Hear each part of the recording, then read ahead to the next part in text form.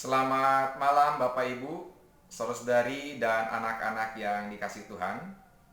Hari ini Rabu tanggal 10 Maret 2021, kita kembali melakukan kebaktian tengah minggu secara online.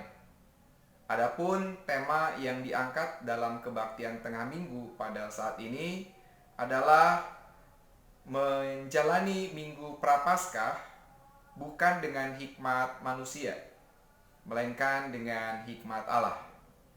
Dan baiklah, mengawali seluruh rangkaian kebaktian kita pada malam hari ini, kita terlebih dahulu berdoa masing-masing secara pribadi di dalam saat teduh.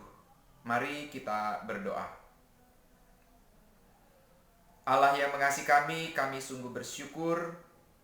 Kami berterima kasih untuk nafas kehidupan yang Kau percayakan bagi kami. Dan kami bersyukur untuk kesempatan di malam ini kami dapat kembali berkebaktian secara online. Dalam segala keterbatasan kami, dalam kelemahan kami, Engkau tetap menunjukkan cinta kasih dan kebaikan-Mu melalui kesempatan ini. Oleh karena itu ya Allah, dengan segala keberadaan diri kami memenuhi undangan-Mu, panggilan-Mu untuk kami berbakti. Dalam nama Yesus Kristus, kami berbakti kepadamu. Amin. Dan baiklah, kita mengawali kebaktian ini juga dengan kita bernyanyi, kita menaikkan Kidung Jemaat 293.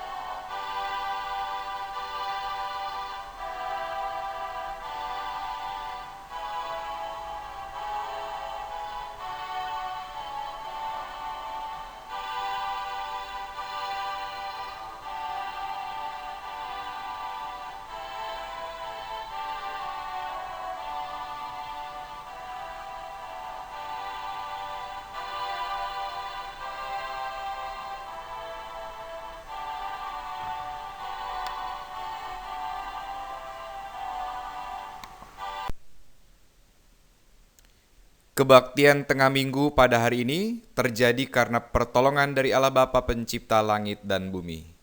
Kasih karunia-Nya menyertai kita sekalian. Marilah kita menaikkan rasa syukur kita kepada Allah di dalam doa. Allah yang mengasihi kami sungguh bersyukur karena di tengah-tengah keterbatasan kami, Engkau tetap memberikan kekuatan serta jalan untuk kami melakukan sesuatu, lebih-lebih dalam kebaktian ini. Kami bersyukur karena dengan hikmat Tuhan kami dapat menjalani ini. Kami juga bersyukur ya Allah untuk kesempatan bagi kami masih tetap dapat berinteraksi dengan saudara terkasih kami, dengan setiap anggota keluarga kami. Kami bersyukur juga untuk nafkah penghidupan yang Kau berikan bagi kami, dengan segala aktivitas pekerjaan yang boleh kami lakukan. Kami bersyukur untuk segala pengalaman dan peristiwa yang telah terjadi, yang telah membentuk kami menjadi seperti saat ini. Terima kasih karena setiap pengalaman itu telah membuat iman kami menjadi semakin kuat. Dan di atas semua itu ya Allah, kami bersyukur karena Engkau telah hadir menjadi juru selamat kami di dalam Yesus Kristus. Melalui Dialah kami beroleh keselamatan, kami beroleh jaminan untuk hidup di dalam kekekalan bersama dengan Engkau. Sambutlah ungkapan syukur yang kami naikkan kepadamu di dalam nama Tuhan Yesus Kristus. Amin. Selanjutnya, Bapak Ibu, saudari yang dikasih Tuhan, kita akan bernyanyi. Kita akan menaikkan pujian dari Kidung Jemaat 466A.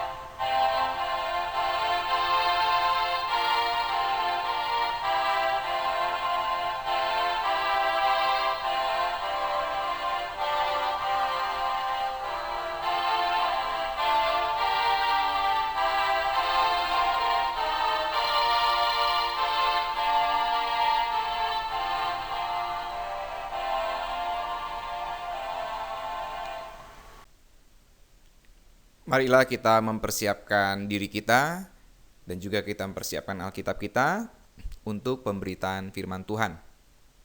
Dari 1 Korintus 1 ayat 18 sampai dengan 25. Adapun tema yang akan kita angkat pada malam ini adalah menjalani Minggu Prapaskah bukan dengan hikmat manusia, melainkan dengan hikmat Allah. Dan baiklah, untuk mengawali renungan ini, kita terlebih dahulu berdoa. Mari. Allah yang mengasihi kami sungguh bersyukur. Kami berterima kasih untuk nafas kehidupan yang Kau berikan bagi kami, yang memungkinkan pada malam ini kami dapat berkumpul bersahati, membaca dan menghayati kesaksian firman Tuhan. Dan kami percaya pada malam ini Engkau berkenan menuntun kami dengan hikmat Tuhan.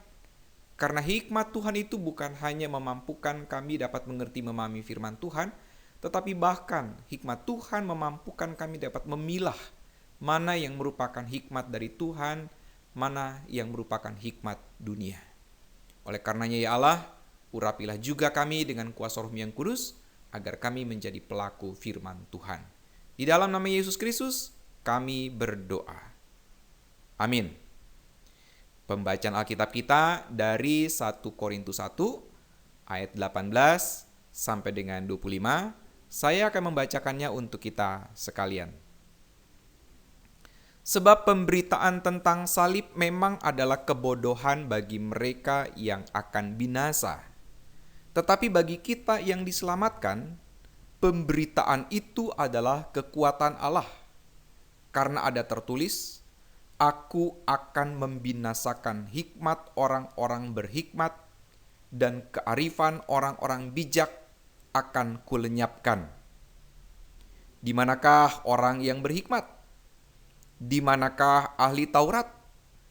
Di manakah pembantah dari dunia ini? Bukankah Allah telah membuat hikmat dunia ini menjadi kebodohan? Oleh karena dunia, dalam hikmat Allah, tidak mengenal Allah oleh hikmatnya, maka Allah berkenan menyelamatkan mereka yang percaya oleh kebodohan pemberitaan Injil. Orang-orang Yahudi menghendaki tanda, dan orang-orang Yunani mencari hikmat. Tetapi kami memberitakan Kristus yang disalibkan. Untuk orang-orang Yahudi suatu batu sandungan, dan untuk orang-orang bukan Yahudi suatu kebodohan. Tetapi untuk mereka yang dipanggil, baik orang Yahudi maupun orang bukan Yahudi, Kristus adalah kekuatan Allah dan hikmat Allah. Sebab yang bodoh dari Allah lebih besar hikmatnya daripada manusia, dan yang lemah dari Allah lebih kuat daripada manusia. Amin. Sampai demikian pembacaan Alkitab kita. Yang berbahagia ialah kita yang mendengar firman Tuhan, terlebih kita yang melakukannya dalam hidup kita hari demi hari. Hosiana.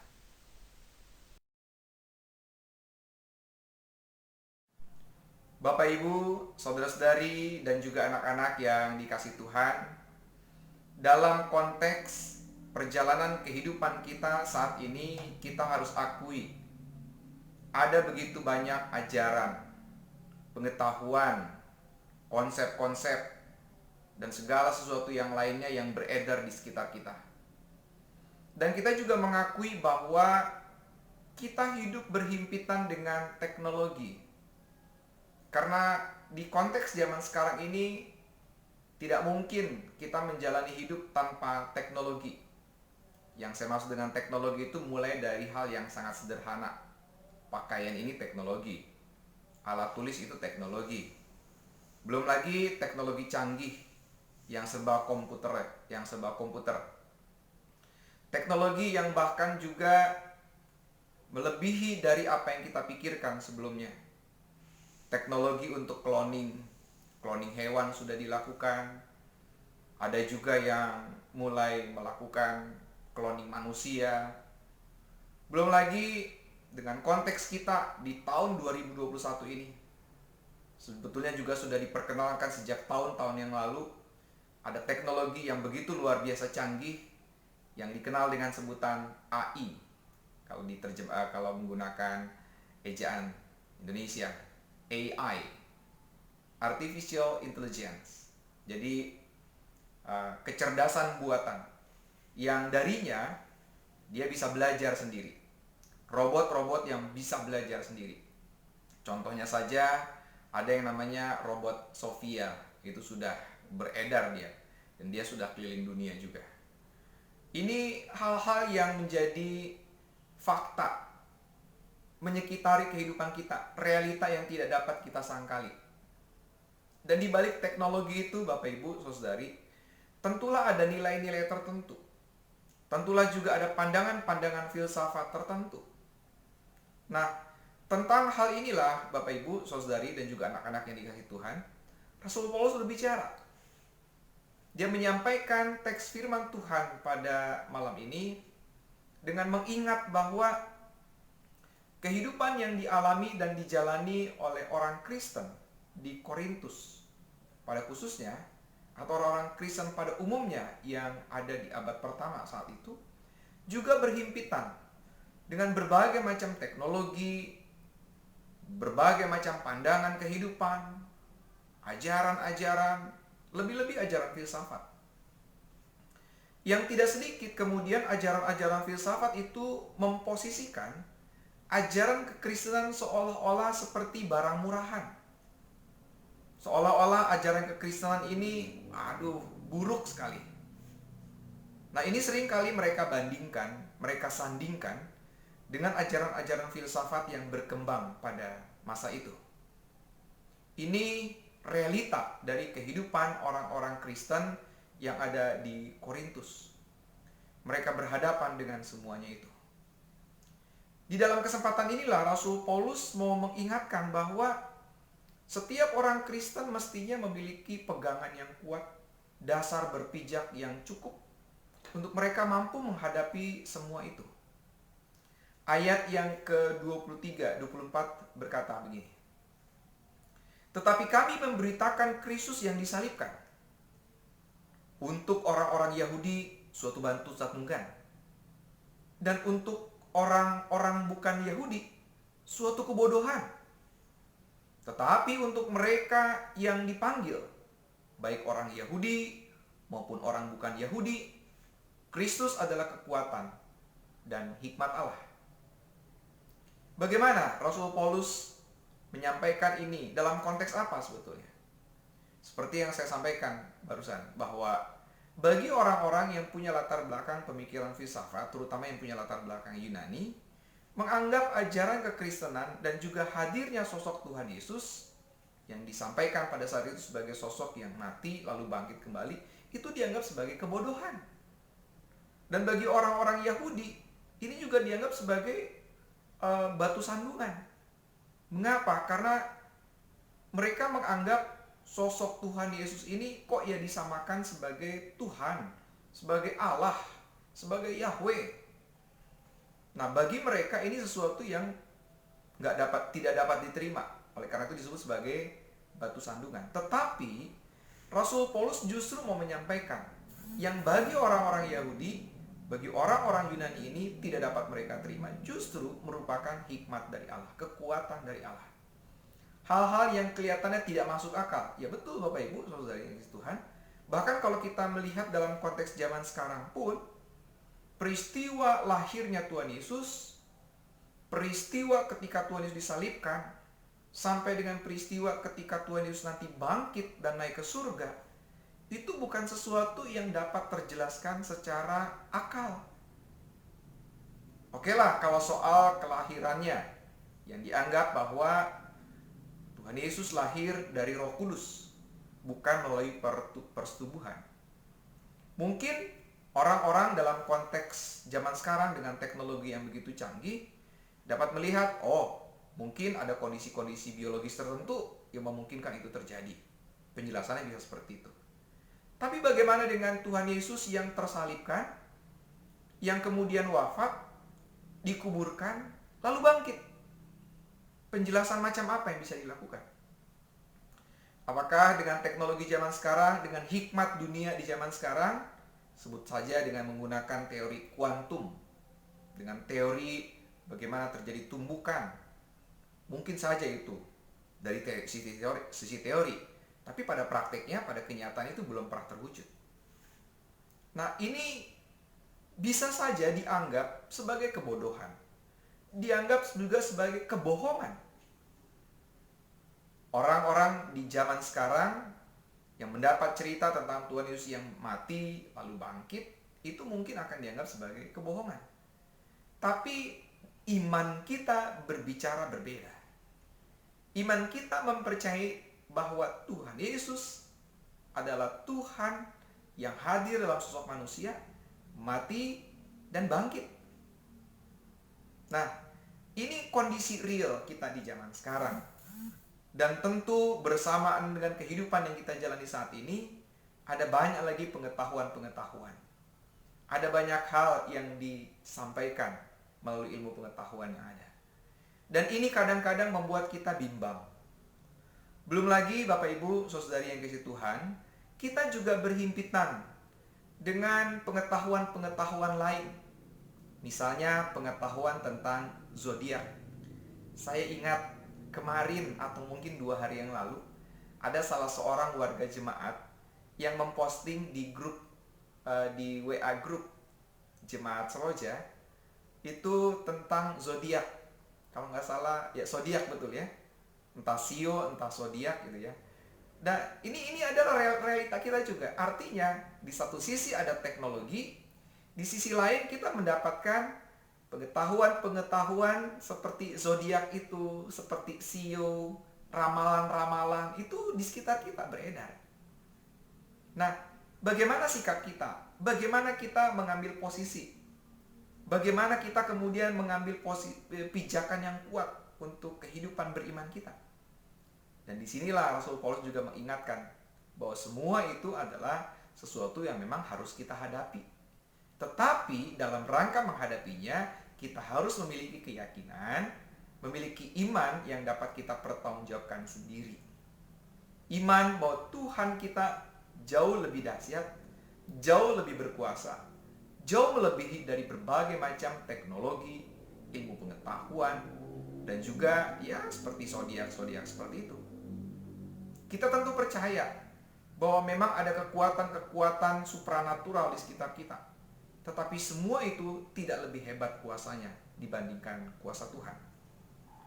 Oleh karena itu, Bapak Ibu, saudara-saudari yang dikasihi Tuhan, saya hendak melompat sekarang dari kondisi kita yang berhadapan, kita disekitari oleh teknologi, pengetahuan, kemudian juga ya sebutlah astrologi, ilmu-ilmu yang semacam itu lah. Kita disekitari oleh semuanya itu. Nah, saya mau mengajak kita untuk melompat menghadapi itu. Melompat untuk melihat bahwa Tuhan kita yang maha dahsyat adalah Tuhan yang menjadi jaminan untuk kehidupan kita. Ketika kita mengandalkan segala kekuatan-kekuatan ini kita menjadi sangat mekanis, Bapak Ibu. Kita sudah terkungkung, terpenjara dengan mekanisme seperti ini.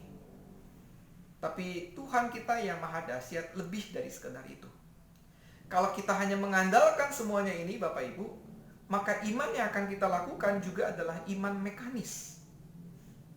Bahkan iman yang bergantung pada aturan-aturan kebijaksanaan manusia. Dan bukan iman itu yang diajarkan oleh Rasul Paulus, apalagi yang diajarkan oleh Tuhan Yesus.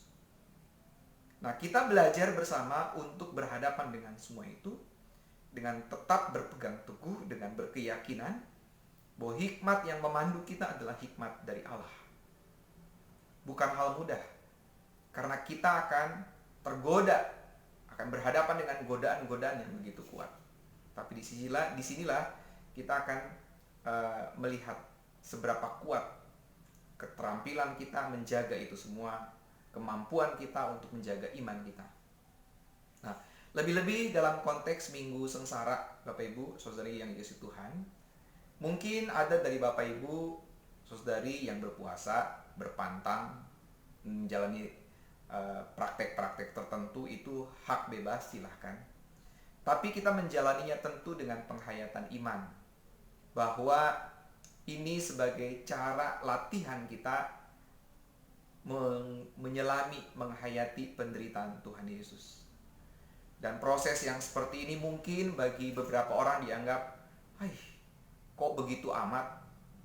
Kenapa bikin susah-susah hidup kita, gitu ya? Ini mungkin akan menjadi godaan buat kita. Tetapi kita perlu mengingat juga bahwa ini adalah bagian latihan batin kita, bagaimana menghayati Tuhan Yesus yang telah berkorban bagi kita, penderitaannya yang luar biasa.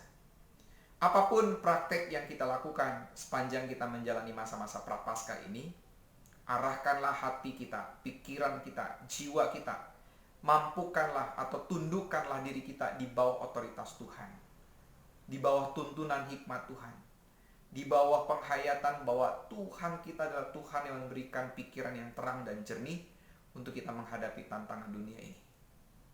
Dan pada malam ini, Bapak Ibu, saudara-saudari yang dikasihi Tuhan, saya hendak mengingatkan kita bersama-sama untuk kita mengingat bahwa ada hikmat Tuhan, hikmat yang sangat mampu menuntun kita menjadi pribadi yang lebih baik. Maka dalam menjalani masa prapaskah ini, kenakanlah hikmat dari Tuhan, bukan hikmat dari manusia. Kiranya Tuhan yang maha baik, Allah yang maha kuasa, akan senantiasa menolong kita, memberkati kita sepanjang kita menghayati minggu-minggu prapaskah ini, sampai nanti kita juga akan menghayati masa raya Paskah. Tuhan memberkati.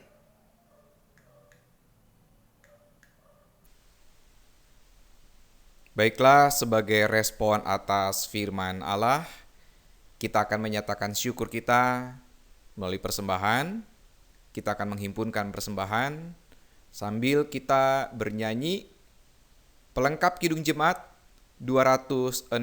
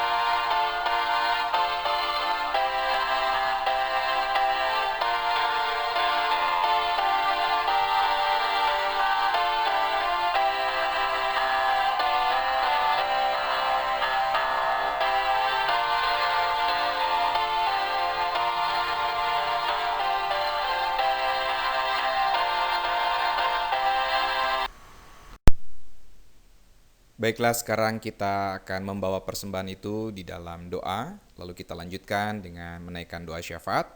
Nanti akan kita akhiri bersama dengan mengucapkan doa Bapa kami. Mari kita berdoa. Allah yang mengasihi kami sungguh bersyukur. Kami berterima kasih untuk kesempatan mendengarkan firman Tuhan, menghayatinya, dan kiranya firman Tuhan itu menjadi inspirasi bagi kami semakin memahami tentang hikmat Allah dan hikmat yang berasal dari dunia. Dan biarlah dengan tuntunan kuasa Roh yang kudus, kami mampu melakukan firman Tuhan ini. Ya Allah, kami juga bersyukur, dan malam ini kami hendak menyatakan syukur itu melalui persembahan berupa uang. Biarlah benda-benda mati yang kami himpunkan bersama-sama sebagai rasa syukur ini dapat Engkau lihat sebagai bentuk pengabdian kami kepadamu. Maka biarlah benda-benda mati ini Engkau sendiri yang menguduskannya dan melayakkannya, sehingga dapat bermanfaat untuk mendukung kehidupan bergereja di gerejamu ini. Tolonglah juga anak-anak Tuhan yang Kau percayakan mengelola persembahan ini, agar dapat melakukan pengelolaannya secara baik. Allah yang Maha Kasih, kami juga bersyukur untuk nafas kehidupan yang memungkinkan kami tetap dapat berinteraksi satu dengan yang lain. Dengan nafas kehidupan itu, kami boleh melihat dan menyaksikan orang tua kami yang selama ini telah menjadi inspirasi dan teladan hidup yang baik. Dan kami percaya rahmat Allah akan senantiasa tercurah bagi beliau semuanya, sehingga beliau tetap terjaga, terpelihara dengan segala kekuatan kesehatan yang berasal dari Tuhan. Kami juga bersyukur untuk generasi-generasi penerus yang memampukan kami tetap dapat melihat serta menatap masa depan dengan penuh harapan. Karena di dalam Tuhan, tentulah mereka akan menjadi masa depan yang luar biasa. Ya Allah, kami bersyukur juga untuk setiap anggota keluarga kami, kerabat kami yang dekat maupun yang jauh. Kami bersyukur juga untuk saudara kami yang dengan pertolongan Tuhan telah Engkau tambahkan usianya 1 tahun lagi dalam minggu ini. Kami tidak menyebutkan nama mereka satu demi satu, tapi kami percaya Engkau berkenan memperlengkapi mereka dengan kasih dan rahmat-Mu dan segala sesuatu yang mereka butuhkan. Dan dalam rasa syukur ini ya Allah, kami juga mengingat ada saudara-saudara kami yang dalam pergumulan-pergumulan khusus. Mereka yang saat ini sedang sakit, yang berjuang untuk pulih, mereka yang dalam kebimbangan iman, mereka yang sedang berjuang keras dalam usaha maupun pekerjaannya mencari nafkah, mereka yang sedang mendamba perjumpaan dengan seseorang yang akan menjadi pasangan hidupnya, keluarga yang mendamba hadirnya keturunan di tengah keluarga, mereka yang sedang berharap begitu besar untuk dapat berjumpa kembali dengan sanak keluarganya yang telah lama berpisah, bahkan juga mereka yang saat ini sedang dalam situasi konflik, entah dengan kerabatnya, anggota keluarganya, atau lingkungan di sekitarnya. Bahkan mereka yang saat ini mungkin masih terbayang-bayang persoalan-persoalan di masa lalu, beban-beban dari masa lalu. Kiranya Engkau berkenan untuk memberikan kesegaran, pendampingan, semangat, pengharapan bagi mereka semua. Bahkan Engkau juga berkenan menyediakan masa depan yang baik, jalan keluar yang baik untuk setiap pergumulan mereka. Dan kami juga berdoa ya Allah untuk setiap pelayan Tuhan di gerejamu ini yang selama ini telah Engkau percayakan melayani jemaatmu ini. Agar kiranya Engkau sendiri yang berkenan memberikan kekuatan, mengaruniakan roh kerendahan hati dalam kami melayani jemaat Tuhan ini. Dan biarlah apa yang kami lakukan ini kami bawa sebagai persembahan bagi kemuliaan Allah.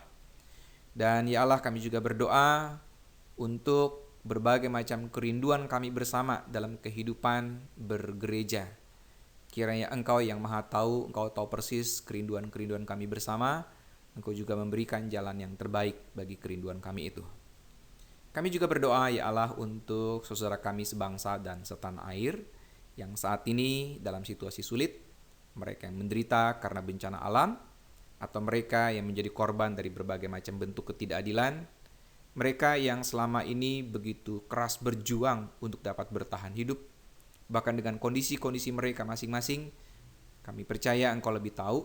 Kiranya Engkau bermurah hati tetap setia mendampingi mereka. Kiranya Engkau juga berkenan memakai kami sebagai perpanjangan tangan Tuhan untuk menghadirkan berkat bagi mereka.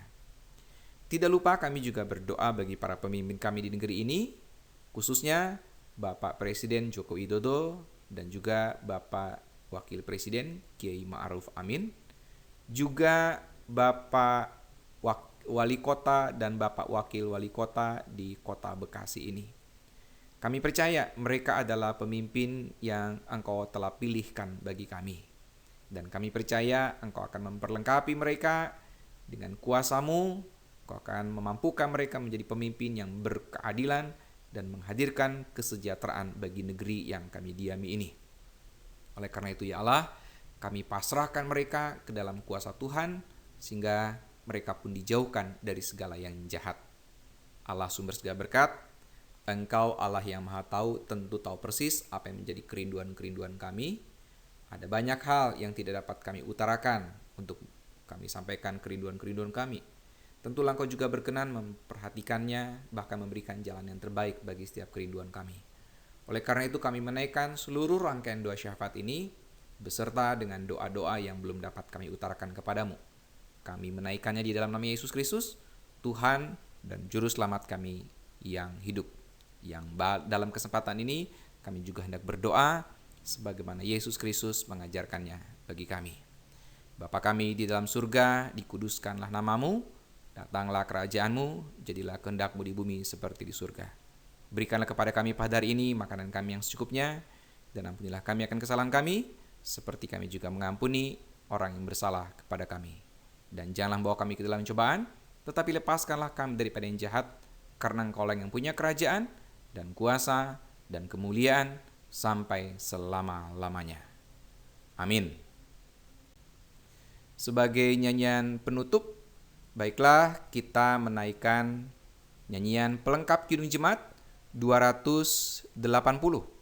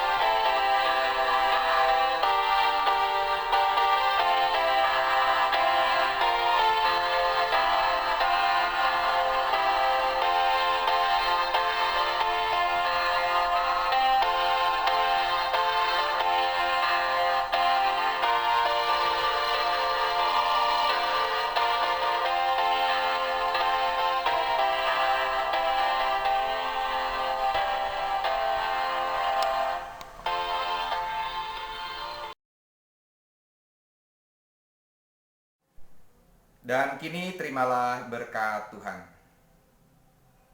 Kasih karunia dan damai sejahtera dari Allah Bapa, Anak, dan Roh Kudus menyertai memberkati Bapak Ibu, saudara-saudari, dan anak-anak sekalian saat ini sampai selama-lamanya. Amin.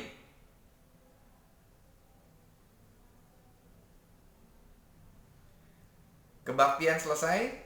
Selamat malam. Tuhan memberkati.